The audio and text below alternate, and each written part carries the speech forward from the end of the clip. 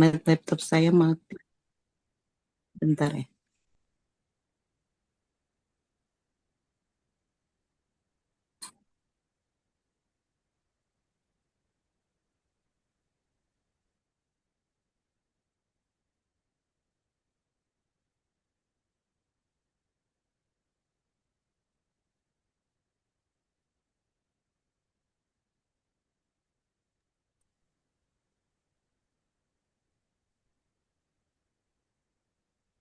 Saya ganti pakai HP, Dok. Bisa minta tolong screen share-nya Mbak Bia, minta tolong.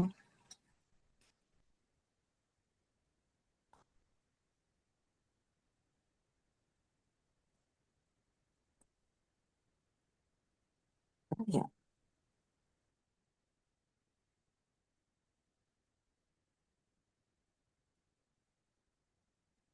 Judulnya apa ya, Teh? Biasanya kamu tinggal di mana? Betty. Bekasi ya?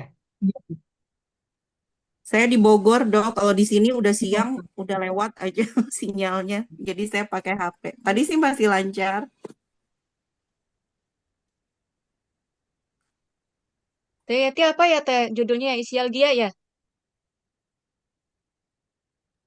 Yang ya, isialgia, yang ya. Isialgia. apa? Oh ya, Isialgia ya. Yang mana, Teh? Yang isialgianya yang PowerPoint-nya, Yang yang PPT. PowerPoint-nya. Ya, Oke, Teh.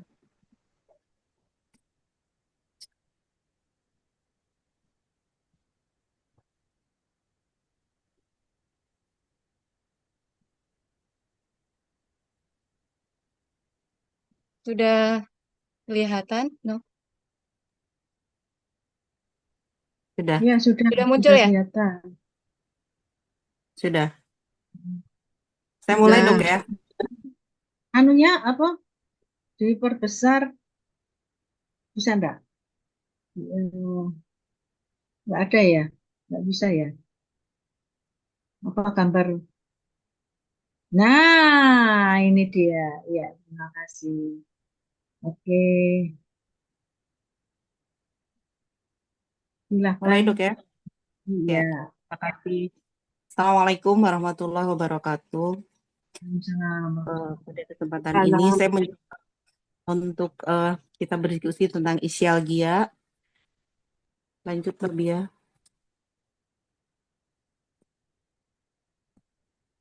Pengertian isialgia atau sering disebut juga skiatika adalah kondisi rasa nyeri yang menjalar dari punggung bawah sampai ke kaki. Isialgia adalah suatu kondisi di mana saraf isiadikus yang terdapat di area panggul sampai kaki terjepit, sehingga menyebabkan rasa sakit di sekitar area tersebut. Secara anatominya dulu. Em, Secara anatomi, nervus isiadicus adalah saraf terbesar dan terpanjang di tubuh manusia. Nervus isiadicus ini dibentuk di tulang belakang bagian bawah oleh kombinasi saraf motorik dan sensorik dari saraf tulang belakang lumbal 4 sampai sakrum ketiga. Saraf ini meninggalkan pelvis melalui foramen isiadicus mayor dan membentuk dua cabang utama yaitu nervus tibialis dan nervus peroneus communis. Lanjut, Mbak. Nervus isiadicus secara fisiologis mempersarafi otot-otot paha, tungkai, dan kaki, sehingga memungkinkan berlangsungnya gerakan berjalan, berlari, dan keseimbangan, serta bisa merasakan sensasi sentuhan, nyeri, dan suhu.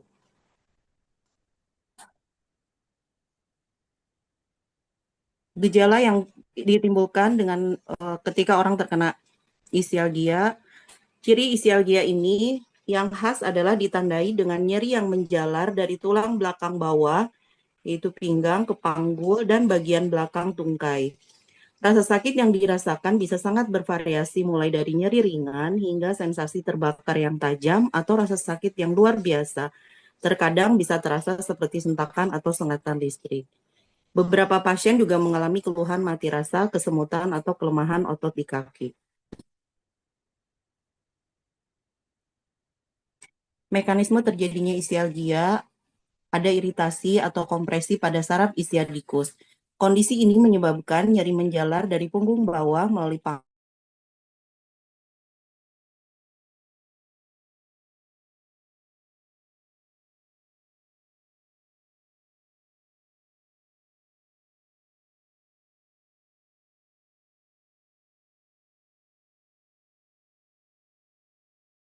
sehingga bisa mengakibatkan keterbatasan gerak sendi dan penurunan kemampuan fungsional dalam aktivitas sehari-hari.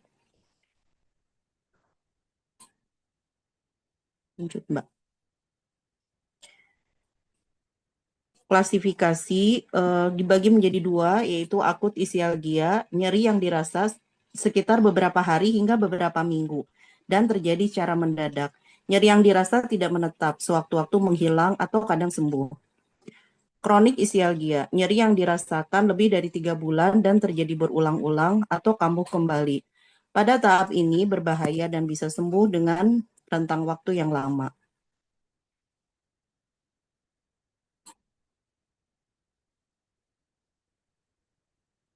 Terus, umumnya penyebab isialgia adalah hernia nukleus pulposus atau HNP. HNP adalah keadaan ketika bantalan di antara tulang belakang keluar dari posisinya, kemudian menjepit saraf di belakangnya.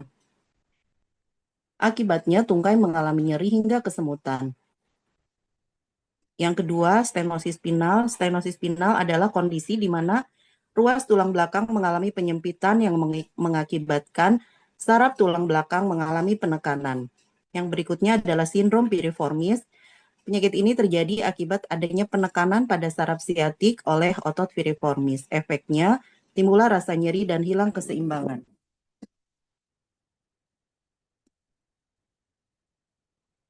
Faktor resiko. Faktor resiko isialgia meliputi usia, kemudian kegemukan, pekerjaan,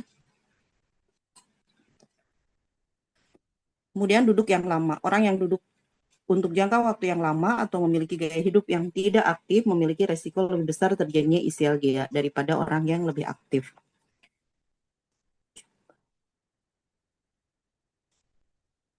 Terus diagnosa isialgia, diagnosa dapat ditegakkan oleh dokter dengan melakukan anamnesa seputar keluhan yang dialami pasien, riwayat perjalanan penyakit, penyakit terdahulu, atau penyakit yang pernah diderita keluarga, kemudian riwayat pengobatan hingga kebiasaan sehari-hari. Selain itu, dokter juga akan melakukan pemeriksaan fisik dan penunjang.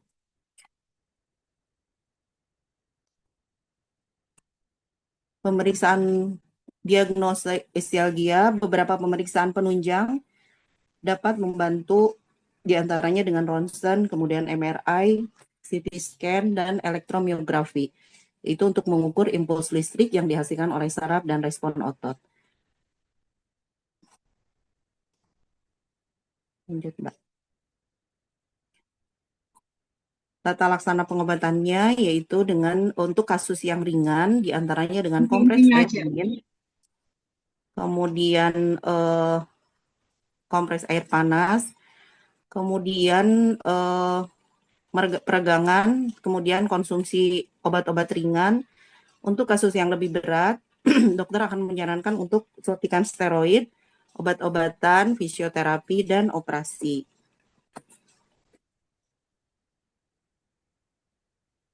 Pengendaliannya yang pertama mempertahankan postur tubuh yang baik, terutama saat duduk. Postur tubuh yang baik akan meringankan beban pada tulang belakang, kemudian berhenti merokok, mempertahankan berat badan yang ideal, berolahraga secara teratur, kemudian mencegah terjadinya cedera berat pada tubuh.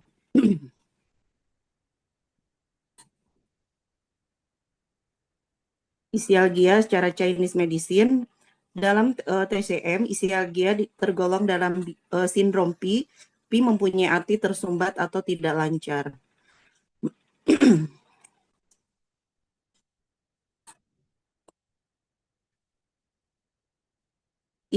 Etiologi dan patologi secara Chinese medicine, isialgia disebabkan gangguan aliran qi pada meridian tayang kaki kandung kemih serta sawyang kaki kandung empedu. Daya tahan tubuh menurun dan trauma menyebabkan sumbatan pada aliran qi di meridian kandung kemih dan kandung empedu. Bisa juga karena patogen angin, lembab, dan dingin yang berubah menjadi panas sehingga menyumbat meridian. Aliran yang terhambat menyebabkan rasa nyeri. Nyeri dirasakan pertama kali pada daerah lumbar dan menjalar sepanjang sisi posterior paha dan sisi posterior kaki.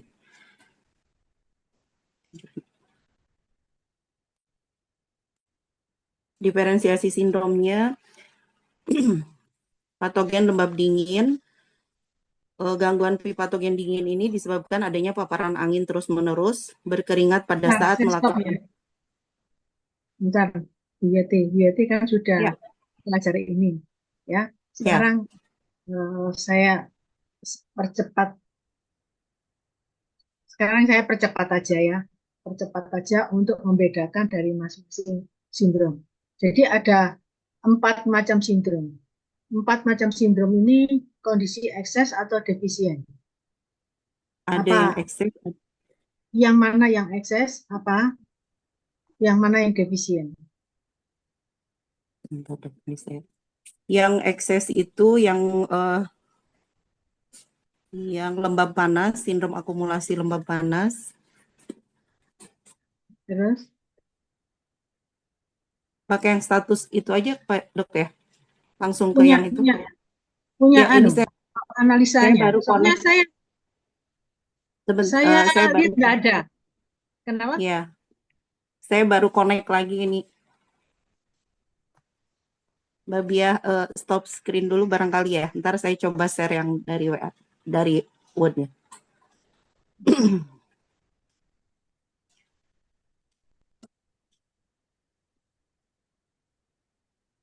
Biar cepat karena kita waktunya dibatasi ya. Dibatasi. Lah ini saya tadi sudah panjang lebar. Ya, saya ingin menunjukkan karena datanya yang ada lengkap. Jadi saya ingin menunjukkan yang lengkap itu. Nanti untuk yang ke depannya, karena memang waktunya mepet ya, ya lebih banyak belajar sendiri. Gitu ya. Nah kalau dibuat gini tuh enak sekali. Gitu. Kita bisa Ya, belajar lebih dalam lagi. Ya, baik Dok. Ini yang eh, tadi saya telat itunya masukin ke Google Drive-nya. Mohon maaf. oke. Jadi ada 4. Sekarang Ada secara garis 4 ya. Secara garis besar ada 4 sindrom. Bentar, Dok.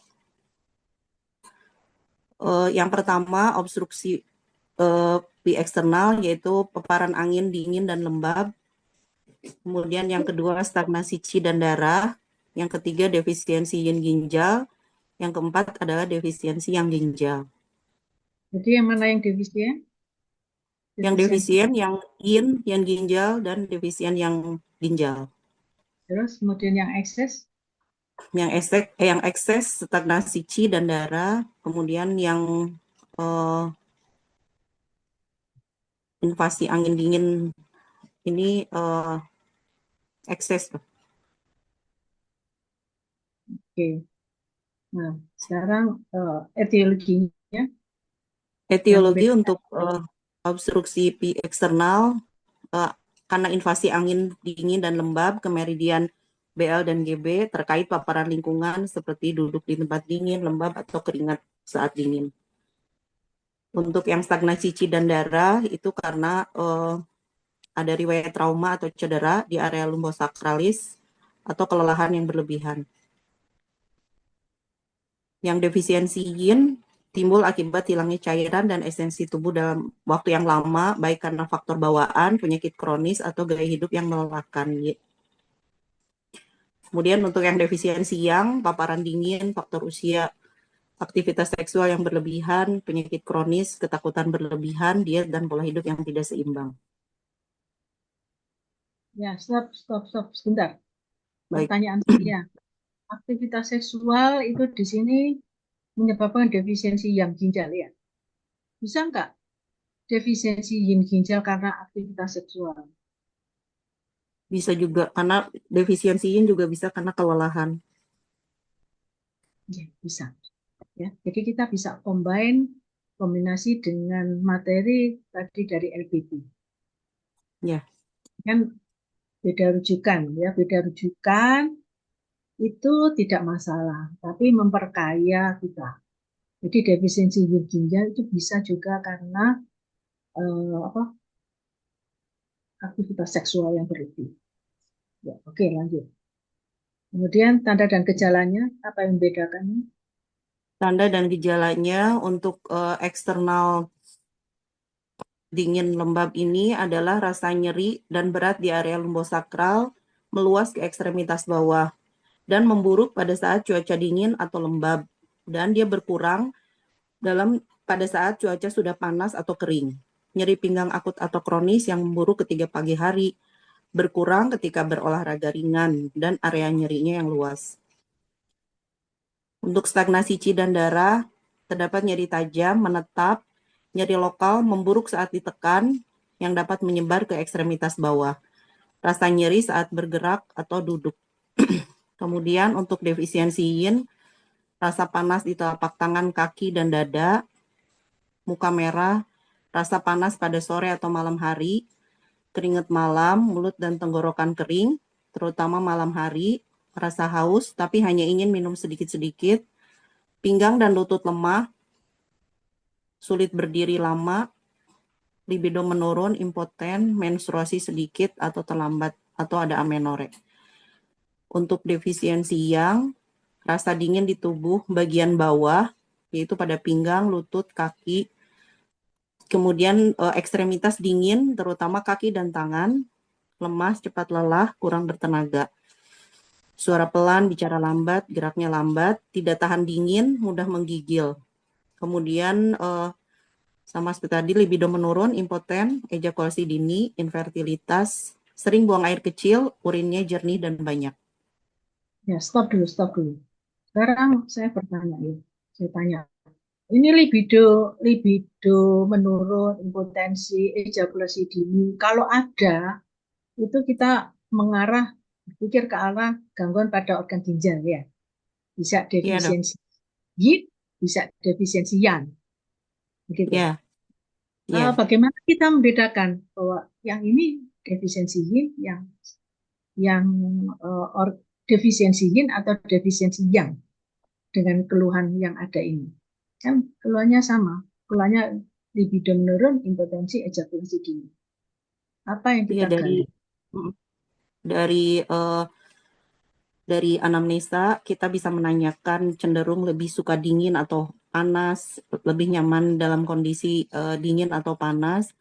Terus dilihat juga dari gejala-gejala yang lainnya. Iya, ya. Nah, Ketika keringat gitu. itu perlunya kita melakukan anamnesa itu. Kalau kita sudah tahu ilmunya, maka kita anamnesa ini sudah mengarah, gitu ya. Kita mengarah. Pertanyaan nih jadi khas ini. Ada nggak muka merah? Ada nggak rasa panas di telapak tangan? Dan itu ditulis. Kalau tidak ada, main gitu. Kita harus sudah berpikir ini bukti bahwa dia tidak mengalami defisiensi dari yin. Ya, Gitu ya, gitu ya, ya, gitu ya. Nah, ya, kita harus bisa mengarahkan, kita harus bisa menyingkirkan. Itu tanda, itu keunggulan kita melakukan anamnesa. Dengan banyak anamnesa tidak asal ditanya sesuai dengan waktu semester 2, ditanya apa saja, klise itu namanya. Tapi kalau sekarang dengan kita punya ilmunya, kita sudah langsung mengarah. Nah, kalau pada sindrom yang pertama, apakah ada sindrom yang pertama? Apa bedanya dengan defisiensi yang? kalau yang pertama ini paparan lebih cenderung kena ke meridian. Kalau yang pertama, kalau yang kalau yang defisiensi yang biasanya sudah kena ke organ. Ya Pak, nanti kita pertajam lagi. Apa betulkah seperti itu? Oke, dilanjut. Lanjut ke lidah. Untuk invasi angin dingin dan lembab ini selaput lidahnya putih tebal untuk lembab dingin atau selaput lidah tipis pada serangan angin. Untuk stagnasi C dan darah, pada stagnasi darah Bentar, yang saya stop terlihat, dulu. ya, Maksudnya apa itu? Tebal dan tipis. Perbedaannya apa? untuk yang selaput lidah pada kasus lembab itu lebih tebal. Untuk membedakan antara paparan invasinya itu karena eh, dingin, karena lembab atau karena angin. Kalau dari selaput lidah tipis kemungkinan karena angin. Kalau Angin dingin lembab bisa enggak?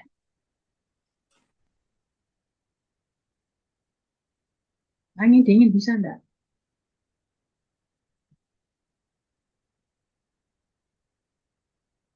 bisa putih putih tebal, Dok, kalau dingin.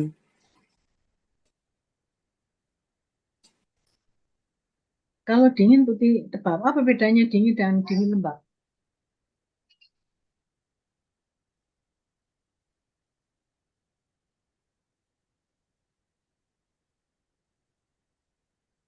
Kalau lembab itu sudah terjadi retensi cairan, jadi nampak di lidah itu lebih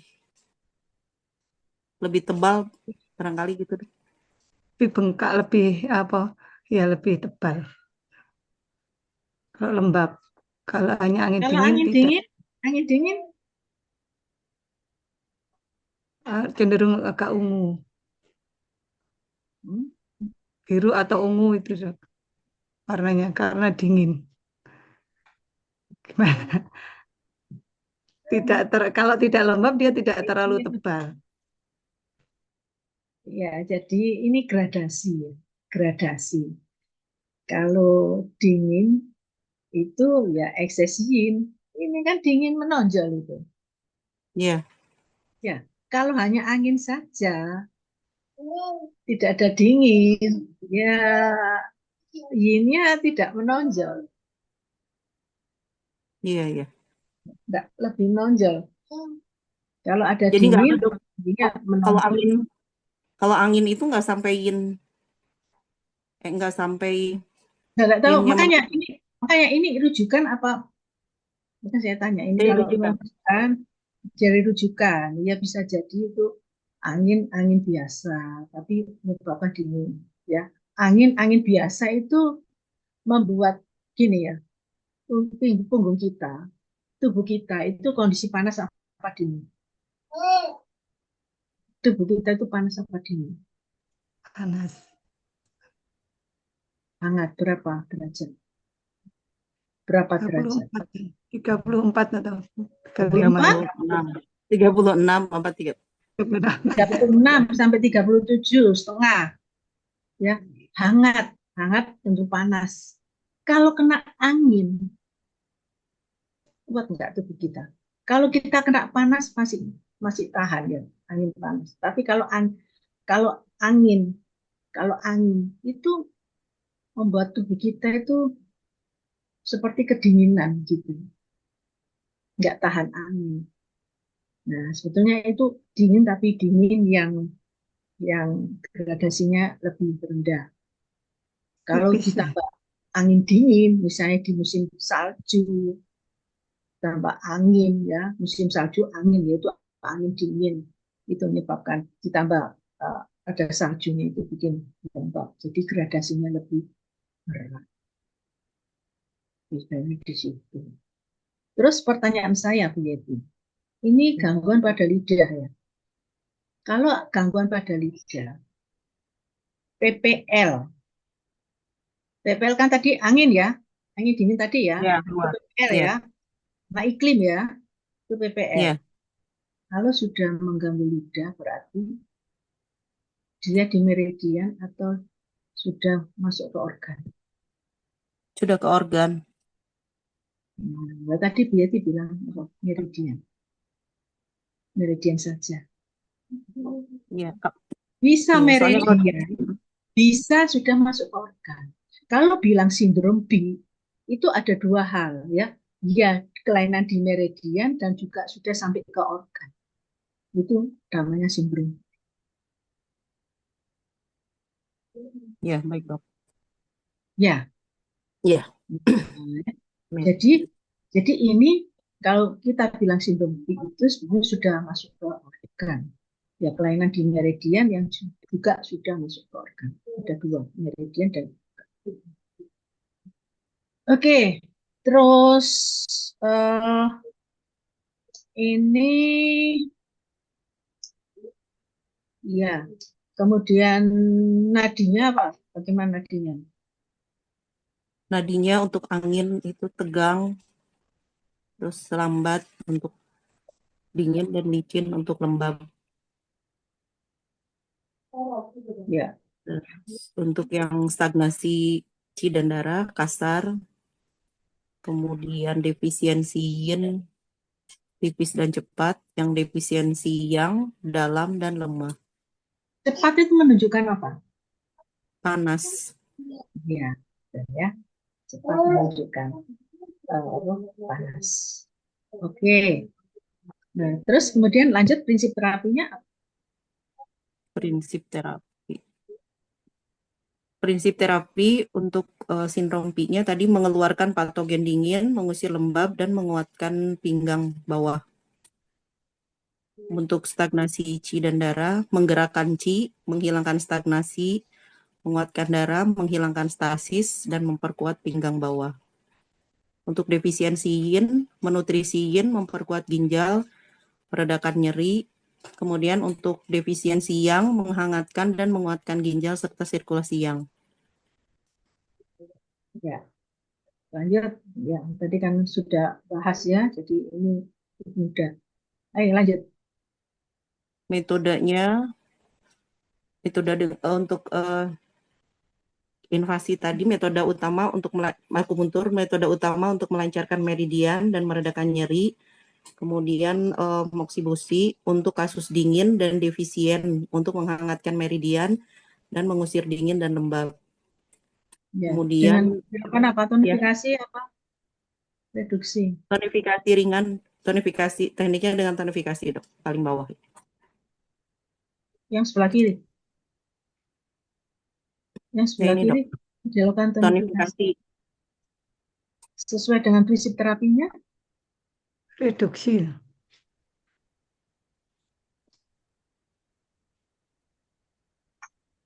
Karena ekses bukankah reduksi Mbak Yeti? Iya, ini tuh karena bayangan saya masih yang Ini, invasi dingin.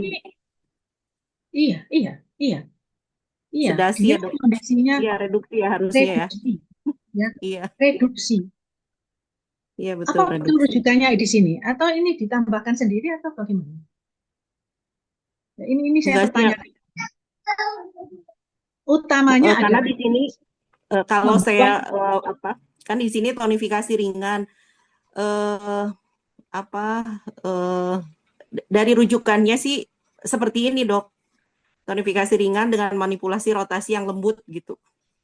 Mungkin apa karena berawal dari meridian mau menuju ke organ, ya masih yang peralihan gitu, barangkali kalau untuk invasi jadinya belum bisa terapi, sekalinya tonifikasi juga mungkin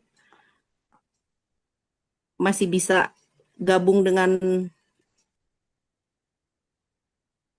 ya itu karena masih di peralihan gitu dok. ini rujukannya yang mana ini? Dari mana ini? Bu Yeti? Kalimat ini.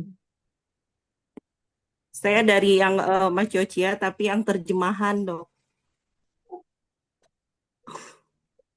Ya, itu kelemahannya ya. Kalau maju saya terjemahan.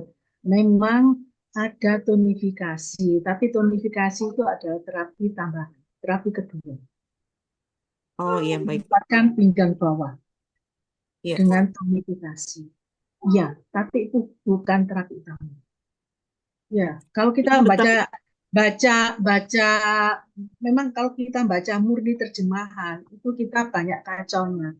Kita harus kombinasi dengan dengan buku aslinya.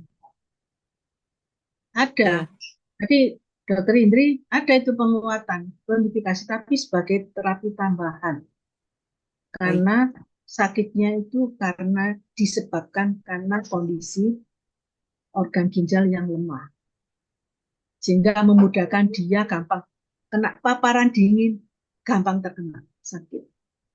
Tapi yang utama adalah mengeluarkan dinginnya. Di sini kan ada disebut itu menghangatkan meridian, mengusir dingin dan lembab. Usir dingin dan lembab dengan apa? Masa tonifikasi. Iya, Usir baik. dingin dan lembab itu adalah reduksi. Reduksi. Ya, Iya, baik, Dok. oke. Jadi Terus ini nggak usah dimasukkan ya, Dok ya. Paling nanti di yang pemilihan titik barangkali ini jadi coba bukan lihat, terapi utama ya. bukan terapi utama. Baik. Coba lihat yang aslinya. Iya, Aslinya di translate ya, aslinya di translate atau ya di translate dengan kita membaca yang sudah terjemahan bahasa Indonesia itu berbeda. iya, baik. Ya, kemudian Yang stagnasi Cidandara dengan sedasi dan bisa juga dibantu elektroakupunktur untuk ya, tambahannya. sebentar ya.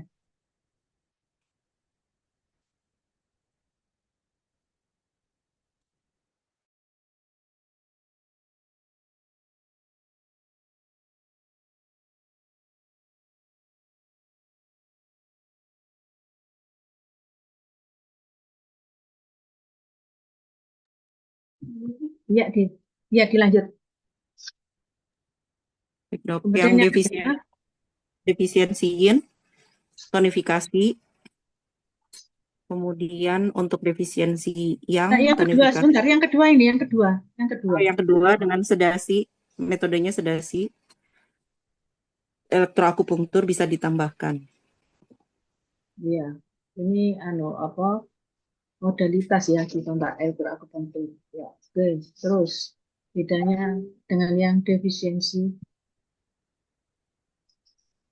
Yang defisiensi yin, tonifikasi yin, yang defisiensi yang tonifikasi, dan untuk yang ini ada moksibusi di TU4 dan BL23.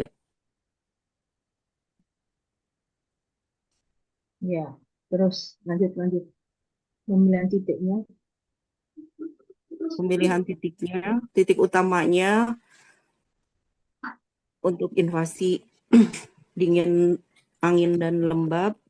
BL23 untuk memperkuat ginjal dan menghangatkan punggung bawah. Kemudian BL40 untuk nyeri punggung bawah dan kaki. Terus GB30 untuk titik utama siatik. Untuk yang menghilangkan angin dingin dan membuka meridian dengan kunlun BL60. Kemudian untuk nyeri bagian bawah sampai paha belakang BL36. Untuk titik lokalnya dengan asevoin. Kemudian titik tambahannya TU3 untuk menghangatkan meridian, SP9 untuk mengatasi lembabnya, dan ST36 untuk memperkuat qi dan melancarkan sirkulasi. Nah, ini banyak ya titiknya ya, banyak. Kalau dipilih yang utama yang mana?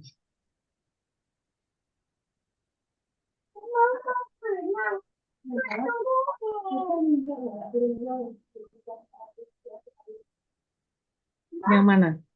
Jadi kita harus bisa memilih dari titik yang banyak ini, memilih yang sesuai dengan prinsip terapi. Oke, prinsip terapi kembalikan lagi prinsip terapinya tadi apa? Reduksi. Reduksi BL23 itu. Ini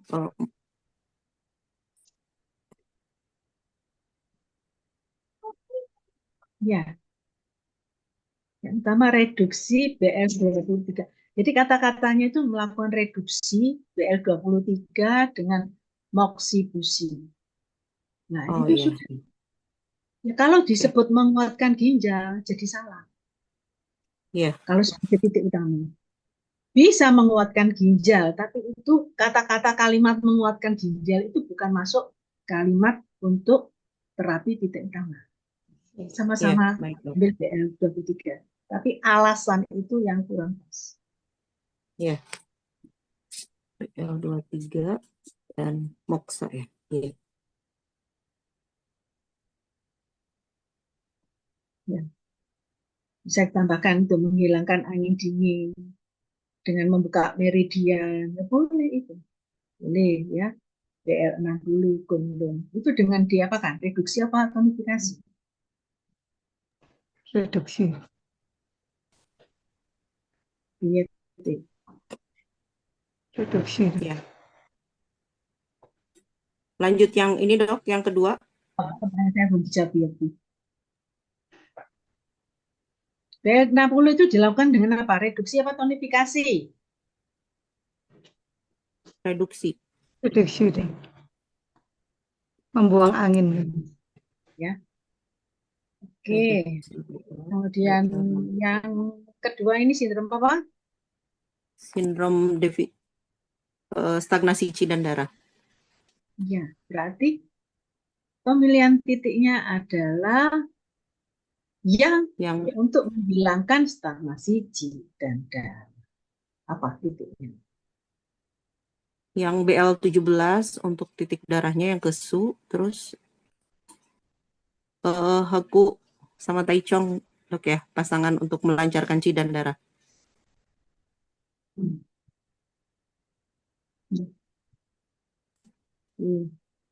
Terus yang defisiensi, ada nggak beda defisiensi yang sama defisiensi yin? Yang defisiensi yin titiknya di sini sama, ada BL23. Kemudian tapi kalau yang di defisiensi yang ini ada titik Mingmen. Kemudian ada 3 untuk menghangatkan dan 6 untuk menambah qi dan menghangatkan.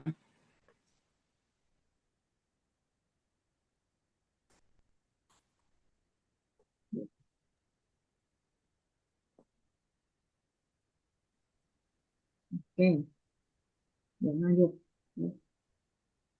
Ya, lanjut.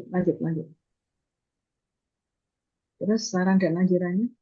Dan anjurannya untuk invasi dingin, hindari dingin dan lembab, jaga area pinggang, tungkai agar tetap hangat, terutama saat tidur, hindari duduk di lantai atau permukaan dingin dan basah. Kemudian latihan fisik teratur, peregangan ringan, misalnya tai chi, qigong, untuk menjaga kelenturan dan melancarkan qi dan su. Hindari gerakan yang membebani pinggang.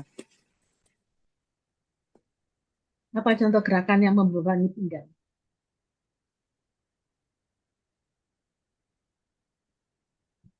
Mengangkat beban.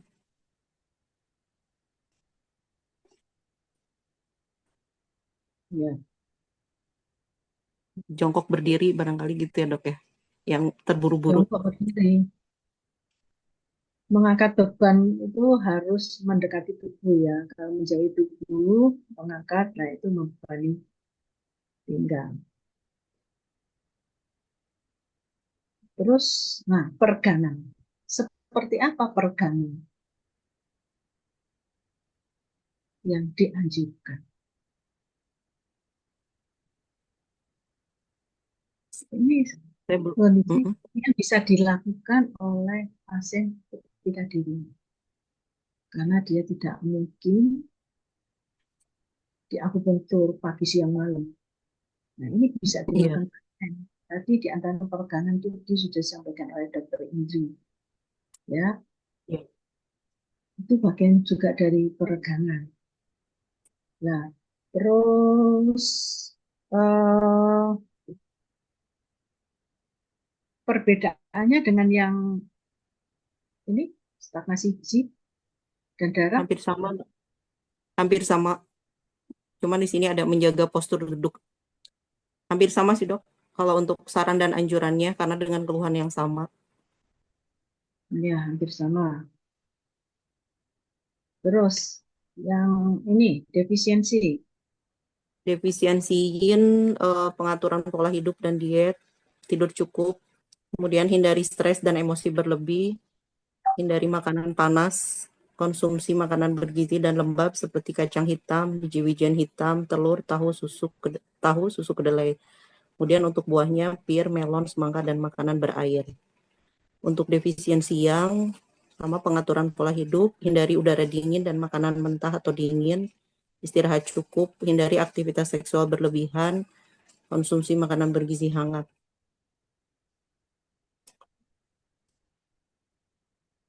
Tetap. Bentar, ini yang nomor 3 ini defisiensi apa? Yin, Berarti tanda panas yang menonjol ya, tanda panas ya, panas kosong, panas kosong. panas kosong yang menonjol. Boleh nggak makan daging kambing?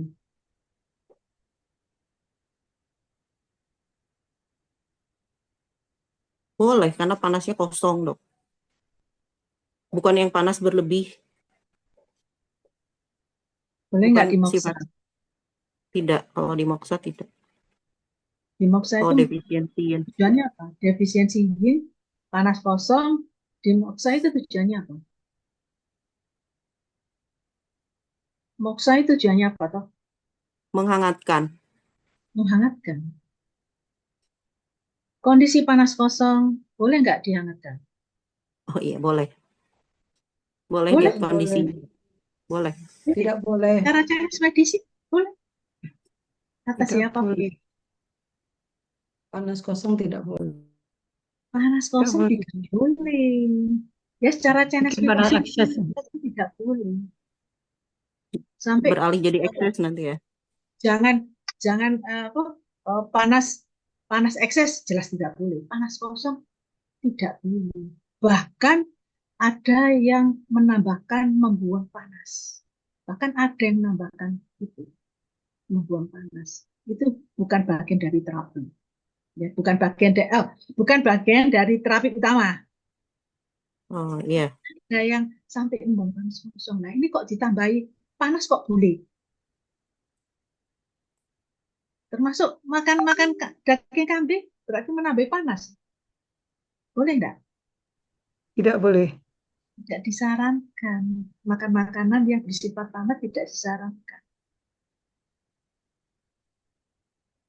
Ya, termasuk ini kan hindari makanan panas atau pedas, gorengan, cabai, alkohol, ya daging kambing termasuk, ya, jahe, kurma merah, ya begitu. Ya, ya, ya dok. Pertanyaan saya, kalau dia memang tidak suka gorengan, tidak suka cabai, perlu nggak disampaikan di sini hindari makan makanan? Tidak perlu. Karena tidak Tidak. efektif juga. Karena dia sudah biasa menghindari juga gitu. Iya betul. Jadi kita melakukan anjuran saran itu dikaitkan dengan ketika kita melakukan gangguan ginjal itu tadi pemeriksaan.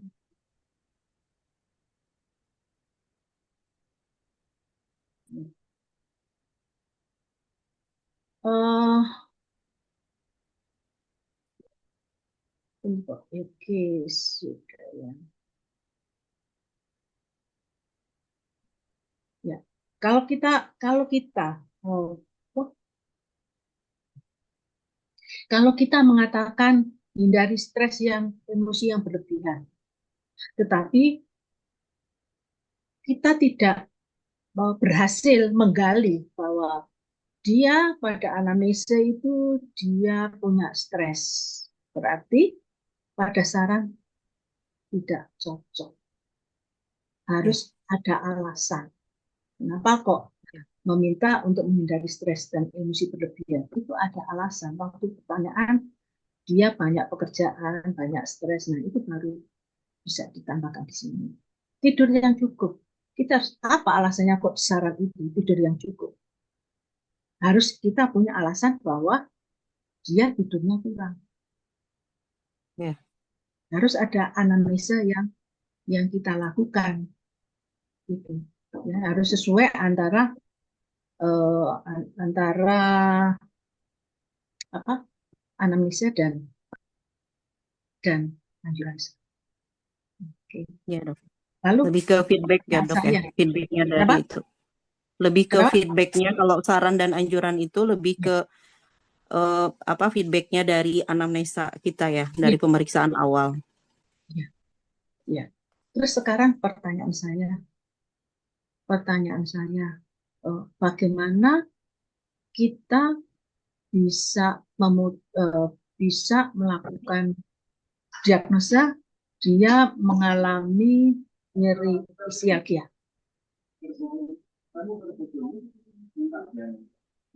Dari keluhan sakitnya itu, apakah ada penjelaran dari gejala-gejala yang dirasakan, apakah sakitnya itu hanya sekedar di pinggang saja atau sudah sampai menjalar sampai ke ekstremitas bawah untuk membedakan isialgia dengan keluhan yang lainnya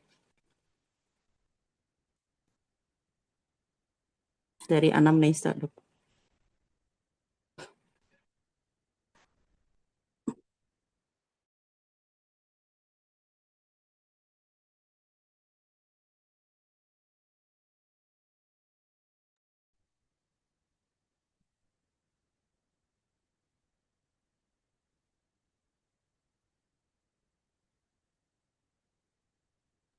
Ya, mohon maaf, mohon maaf. Iya, ya, gimana, gimana? Ya, Berdasarkan pemeriksaan anamnesa, pemeriksaan di awal itu, ketika keluhannya itu hanya apakah keluhannya itu sampai menjalar sampai ke kaki atau tidak gitu untuk membedakan keluhan dengan keluhan pinggang yang lainnya. Kalau untuk uh, plus dengan apa diagnosa apakah ada nyeri pada saat pemeriksaan gitu, area nyerinya.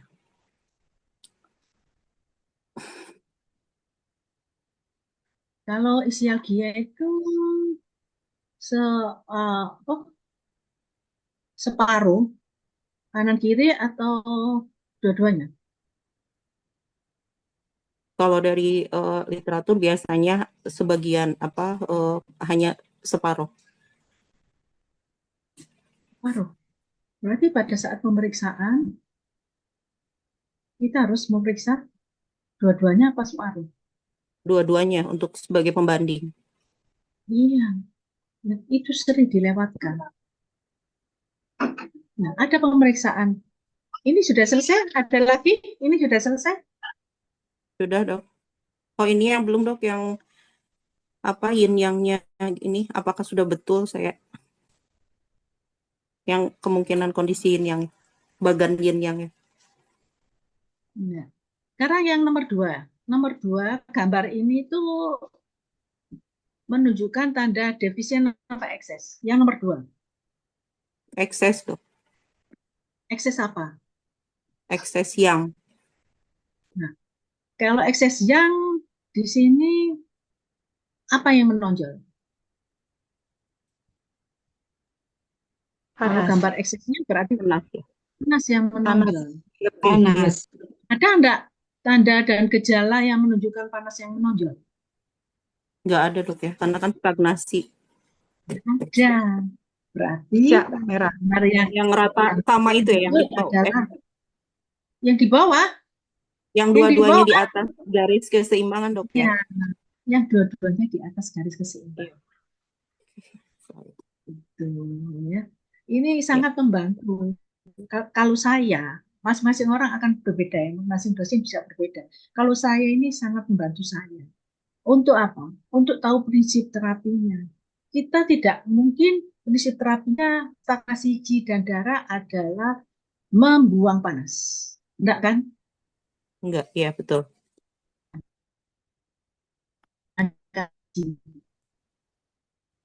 Lancarkan Ji dengan Ji-nya di atas itu. Ya. Dua-duanya di atas. Tolong dirubah ya. Ya, baik dok.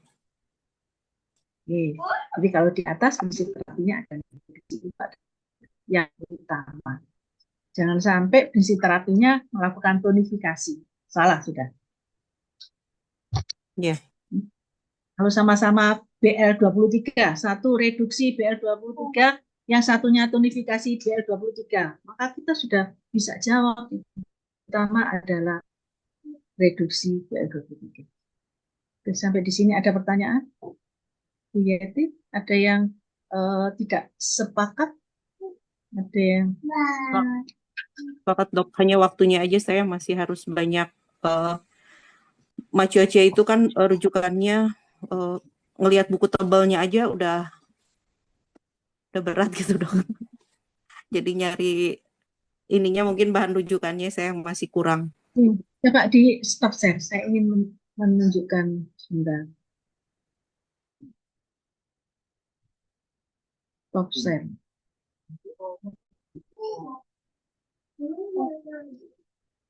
Stop share.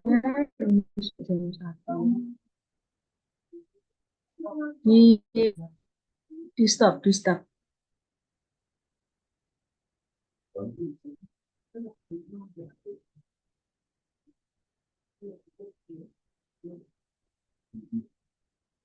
Di stop.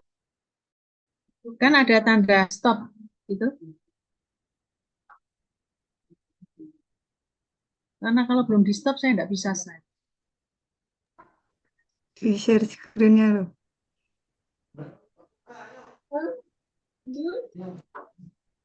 Ada yang di sebelah atas ada tulisannya stop gitu, diklik stop, tanda merah.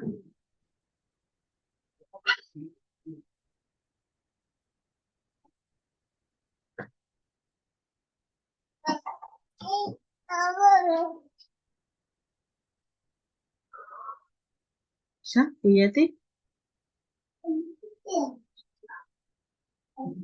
Oh ya, bisa, sudah.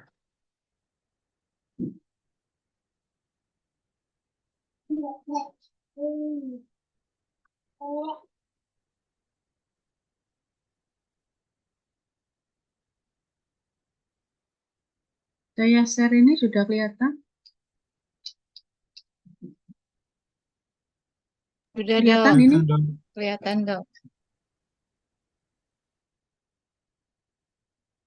Ya. Ini adalah Malaysia yang versi bahasa Inggris ini. Saya lihatnya di sini ini kan ada ya, ini sudah saya share. Jadi lower back edge dan sciatica halaman 1058. Ini ya, halaman 1058 di sini. Di sini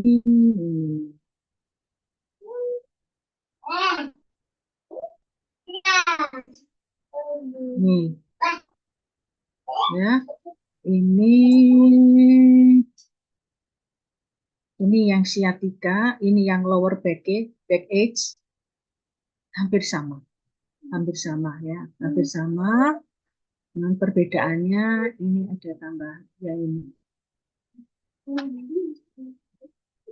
damhit operasi. Terus saya ingin coba melihat ke yang aslinya, yang bukan translate. Saya sciatica.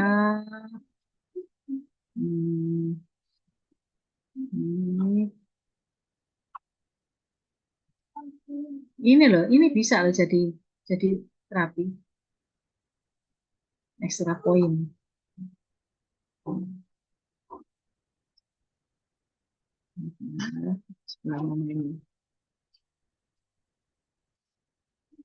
Nah, sciatica ya, sciatica sekarang ada lokal poin, ada poin. Jadi ini untuk kalau kita mengurangi nyeri, ditambah mengurangi nyeri, diambil titik lokal poin atau distal poin. Terus di sini yang tadi yang tonifikasi itu yang tonifikasi ringan itu ya, yang Kode invasi itu ya dok ya. dingin dingin ya, dam dingin lembab Lembab, lembab ya. dingin lembab di sini. Coba di sini ada enggak terapinya? Oh, terapi ya ini ya. Sebentar, bukan terapi titik ya.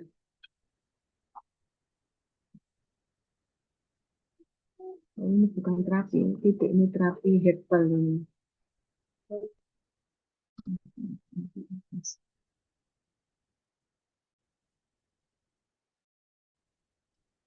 Ini lebih ke arah terapi herbalnya.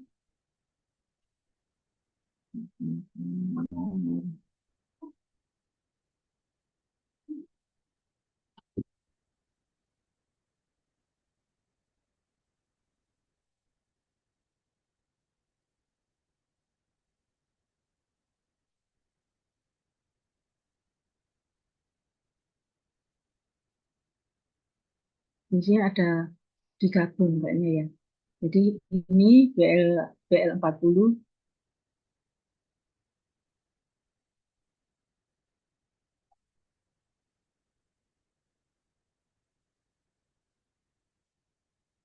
Kalau ada nyeri di meridian meridian bladder ya, ini direduksi di sini. Iya, Dok.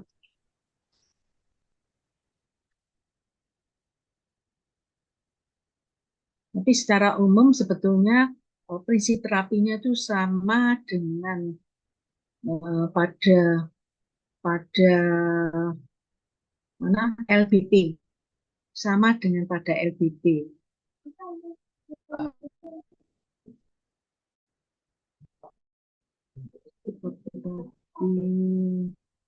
Yang mana?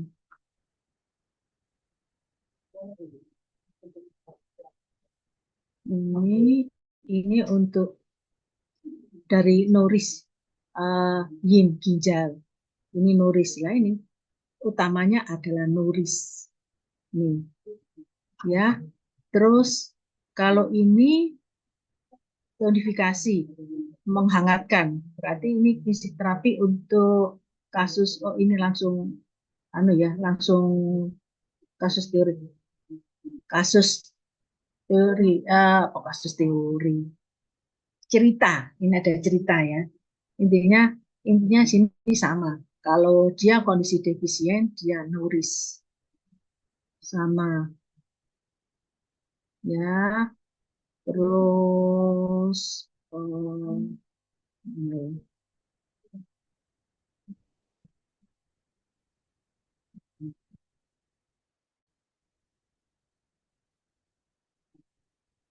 ini langsung soal cerita.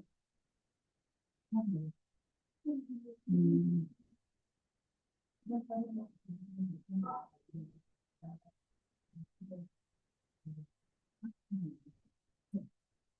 Nah, ini sebagai contoh. Divergi stagnasi. Di sini apa? Prinsip terapinya. Ya, lancarkan G, eliminasi stagnasi, tidak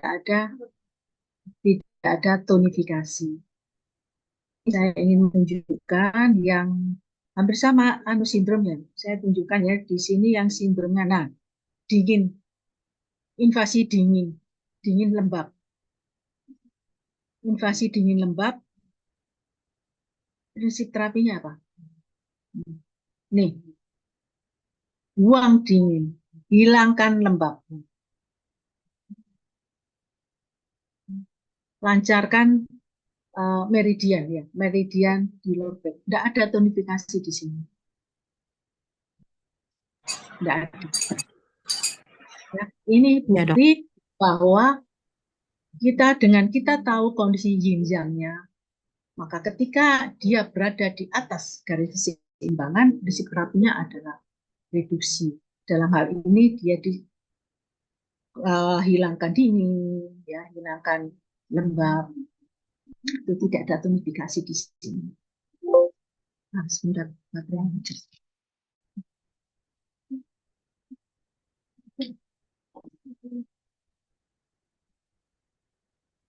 Oke. Nah, ini. Itu terus, makanya saya jadi tanya ini, kalau ada kata-kata tonifikasi ringan untuk kondisi ini, nah itu ada di mana gitu ya. Ya kalau di ada di translate, makanya saya katakan kalau kita belajar yang sudah dibahasa Indonesiakan, maka harus ada pendamping yang bahasa Inggris, tapi kita lakukan translate. Kalau enggak, Ya, kita baiklah. ambil. Nih, terus saya ingin menunjukkan terakhir ya, kan tadi materinya sudah selesai, sudah dibahas. Saya ingin menunjukkan ini.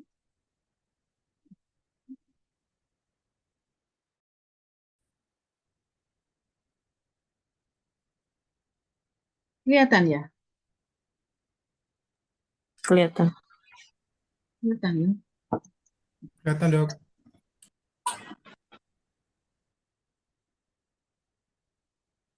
Nah, ini loh. Nah, kita harus aktif ya. Aktif ini bagian untuk melihat gangguan pada iskia. Di antaranya, nah, lakukan pemeriksaan ini. Patrick test. Ini ada seperti ini. Ini kalau ini lurus, ini lasik. Lasik tes. Tadi untuk LBP. Nah, kalau pada isialgia, nah setelah ini diangkat, terus ini dilakukan dorsofleksi, ya ada nyeri di sini. Ini tanda dia mengalami isialgia. Nyeri pada isialgia. Gitu. Jadi kita melakukan ini adalah pemeriksaan Western medicine. Kita bisa combine pada saat kita melakukan pemeriksaan. Jadi ada bukti apa buktinya? Ini nyeri. Sedang yang ini tidak, yang ini dilakukan seperti tidak nyeri. Berarti ini isialgia pada kaki. Nah, harapan saya ada pemeriksaan tambahan yang bisa kita lakukan. Terus, nih ada pemeriksaan lagi seperti ini ya, selam tes. Kakinya diluruskan, kakinya diluruskan, ini lurus, ini dibungkukkan gitu ya. Kalau ada isialgia akan. Nah ini dilakukan ini, saya tambahan. Jadi apa buktinya ini isialgia? Dilakukan pemeriksaan selam tes. Tadi seperti Dokter Indri tadi dilakukan laser tes. Ini tes Patrick. Ini.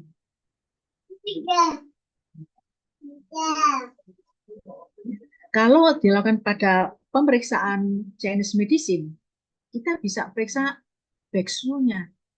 Backsu-nya kan ada pemeriksaan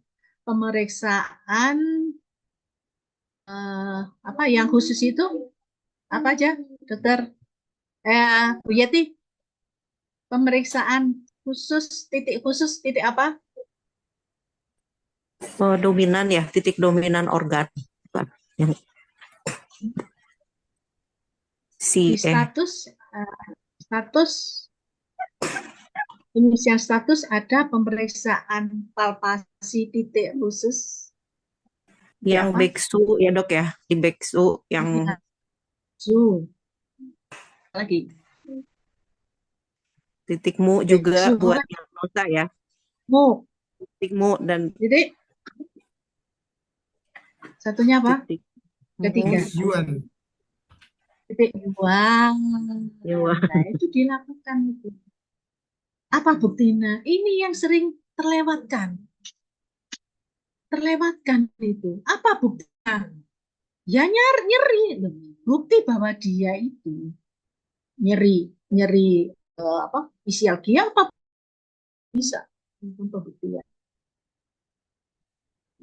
Nah, jangan lupa terus penilaian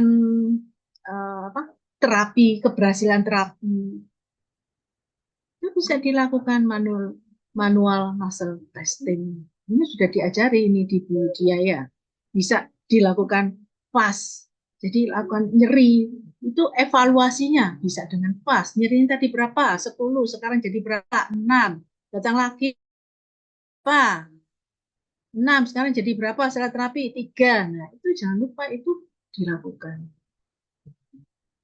Ya, ada juga kita mengukur dengan ROM, range of motion. Ini sudah diajari kan di fisioterapi sama Bu Sudah, Dok. Dia. Ya, mestinya tahu nih. Nah, ini terapinya, sarannya bisa dilakukan peregangan. Ini ya, ambil ada latihan William fleksi. Ini bisa dilakukan pasien di rumah sendiri. Ya, dicontohkan. Kayak gini bisa enggak? Ya, sebisanya. Ini kan mudah, kayak gini kan mudah. Untuk mengurangi nyeri. Ya kalau lansia kayak ini sulit, tapi gini kan mudah. Kakinya, tangannya enggak sampai ke kaki. Nah, sebisanya. Yang gitu. Ini saya minta. Ini saya minta tambahan untuk latihan untuk terapi yang bisa dilakukan di rumah. Nah, ini kan sederhana. Ya. Tolong tambahkan ya, Bu Yeti ya. Ini Ya, banyak baik, Dok. banyak ya. Jadi nanti kalau ada kasus kita bisa menambahkan ini. Di holistik terapi akupunktur itu sebenarnya terapi holistik yang mencampur, menggabungkan dengan banyak apa namanya, banyak modalitas. Oke, sampai di sini ada pertanyaan? Ya, tidak ada pertanyaan? Ada yang masih belum paham? Dok, Ya. sebenarnya ya dalam mendiagnosa masih ini dok, masih belum, ibarat orang itu belum, jalannya itu belum langsung gitu loh dok. Mungkin dokter ada kisi-kisi itu bagaimana, karena kan biasanya dokter Lisa ini kan punya apa namanya jurus atau cara untuk mendiagnosa agar ini loh, seperti kayak Ya, kemarin jurusnya. menentukan ini tadi dok, jalur-jalur meridian kemarin itu kan ada cara-caranya yang biar lebih mudah gitu loh dok. Ya ini. Saya minta analisa sindrom itu. Kita tahu kalau LBP, sekarang kita tahu LBP itu ada berapa sindrom. Nah, kita sudah punya ilmunya, itu sudah mempermudah. Kalau sakit LBP, mungkin nggak itu gangguan pada limpa. Ada nggak sindrom pada limpa? Sindrom pada paru menyebabkan LBP. Sindrom pada jantung menyebabkan LBP kan enggak. Nggak ada, Tadi Dok. kan sudah belajar. Tadi kita sudah belajar kalau LBP berarti fokus kita pada organ-organ yang secara ilmu menyebabkan LBP. Organnya organ apa? Ginjal, Ginjal. Ginjal tok. kandung kemih, bisa hati, Kandung tuh. tadi Hati dan stagnasi kandung. darah, Organ kandung kemih. Organ kandung kemih. Organ kandung kemih terkena Meridian dok. meridiannya ya. tapi bukan organ yang kandung kemih. Ya. Apa yang mengganggu kandung kemih? Sindrom pada kandung kemih. Kencingnya GL. sakit, nyeri saat kencing, itu gangguan pada organ kandung kemih. Kalau pada ginjal, kandung kemih apa? Meridian. Kalau organ, ditemukan organnya ginjal, organnya hati bisa. Nah, jadi fokus kita kalau organ kita fokuskan organ hati atau organ ginjal. Terus kalau meridian, ya meridian bladder. Apalagi meridian? Meridian ginjal, Meridian Ya, tuh. meridian Oke. tuh. Ya. Nah, lah itu jurusnya itu Pak Eko, jurusnya kalau kita menguasai ilmunya. Kenapa kok saya minta analisa, tolong punya nilai tinggi itu kalau menampilkan analisa itu. Ya, itu kita bisa belajar sama-sama kayak tadi ini Bu Yeti, ya Bu Yeti, ginjalnya keliru.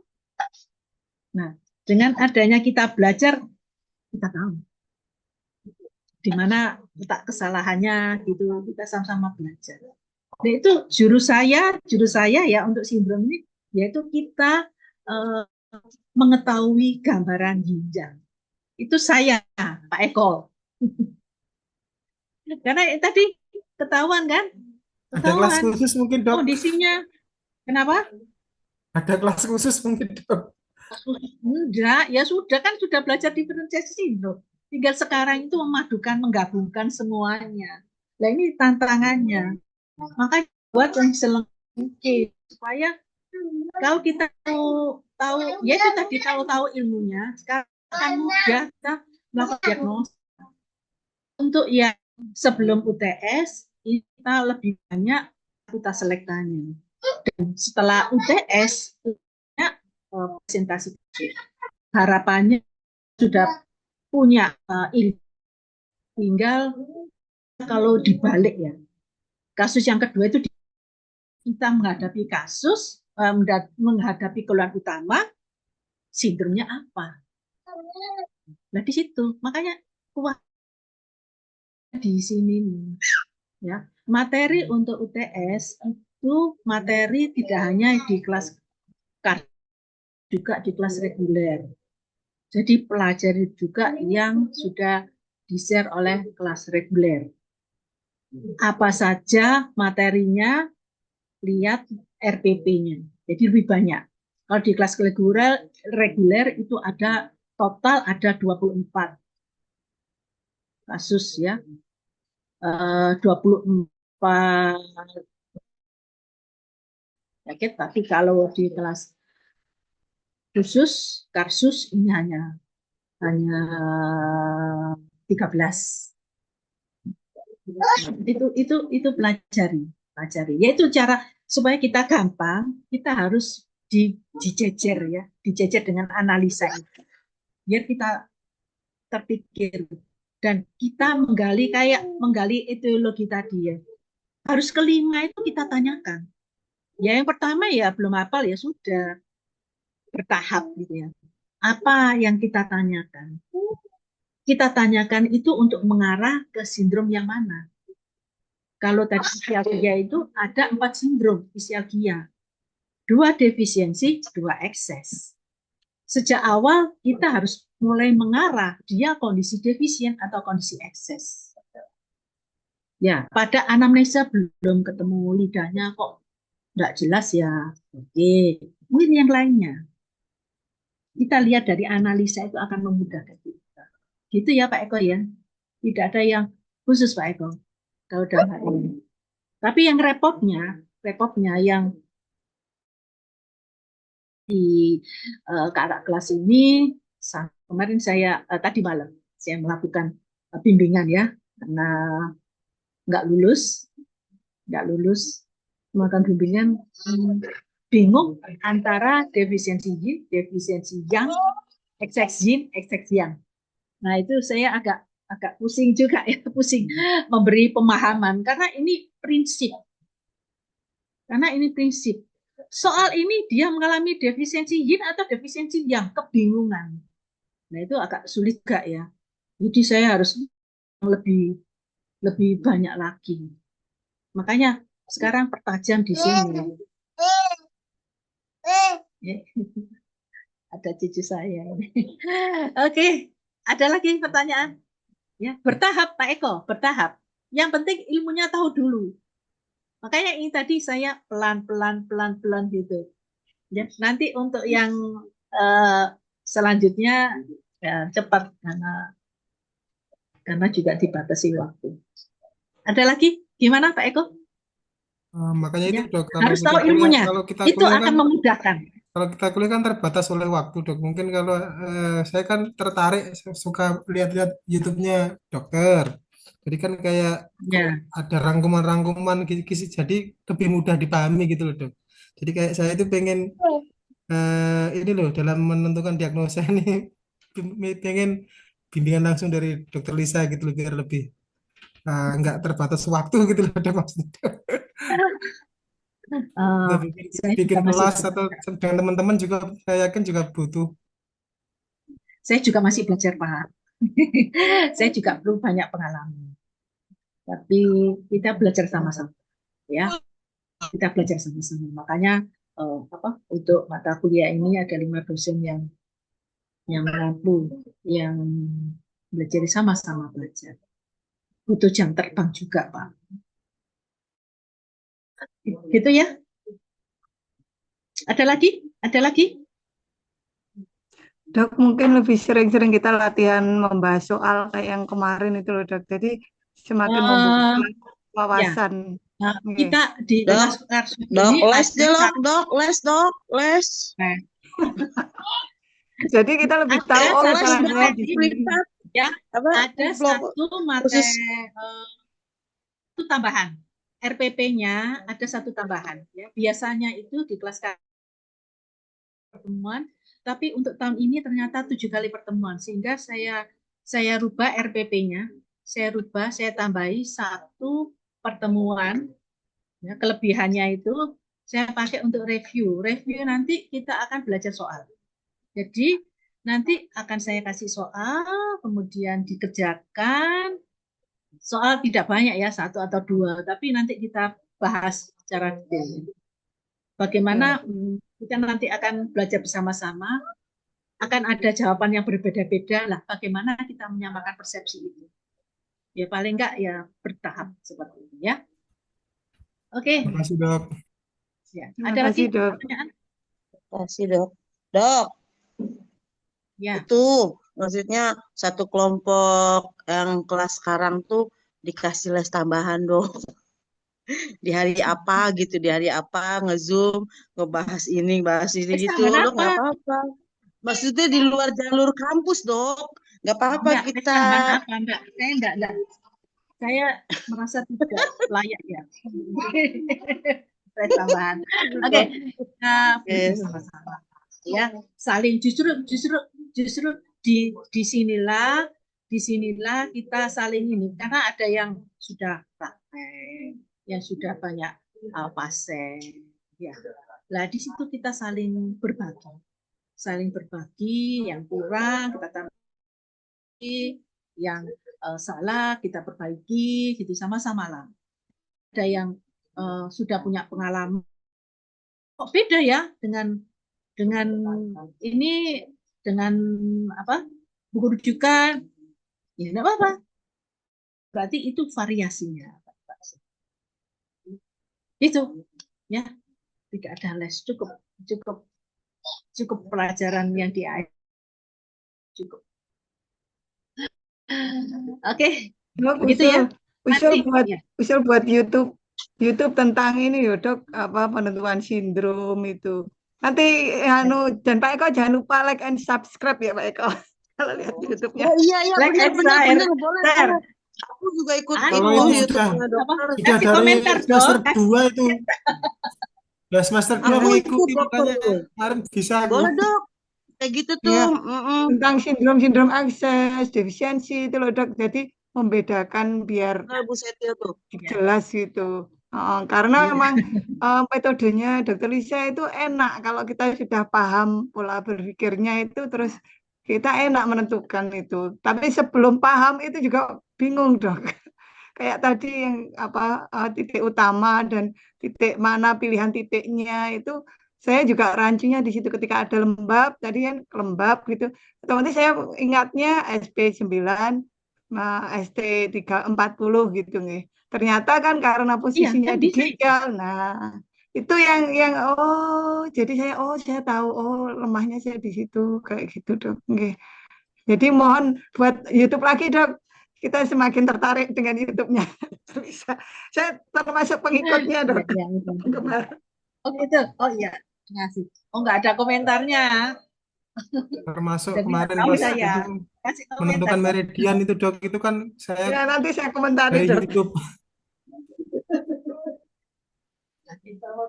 Ya itu karena saya awalnya nggak tahu. Jadi saya harus mencari tahu. Saya harus mencari modal untuk saya gitu. Jadi perbedaan orang yang pinter dengan orang yang dan orang yang nggak pinter di situ. Kalau yang nggak pinter, dia harus mencari cara supaya mencari jembatan supaya memudahkan gitu, lebih mudah. Nah itu jembatan itu yang kita cari gitu ya, yang belum tahu, ya yang sudah pinter biasanya pokoknya hafalkan gitu, pokoknya hafalkan. Itu Ya tantangan dok, kita kalau dalam metodenya Dokter Lisa belajar. itu Ayo, Eko mungkin juga menemukan yang lain. Ayo silakan.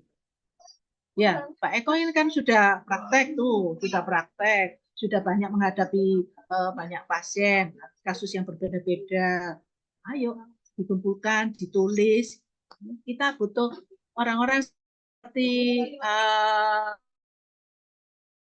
nah itu apa-apa ditulis.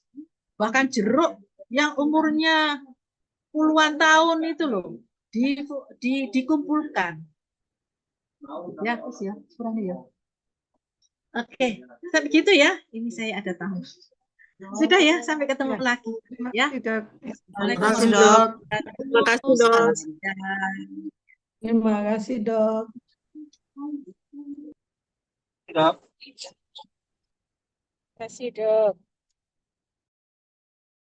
Terima kasih, dok.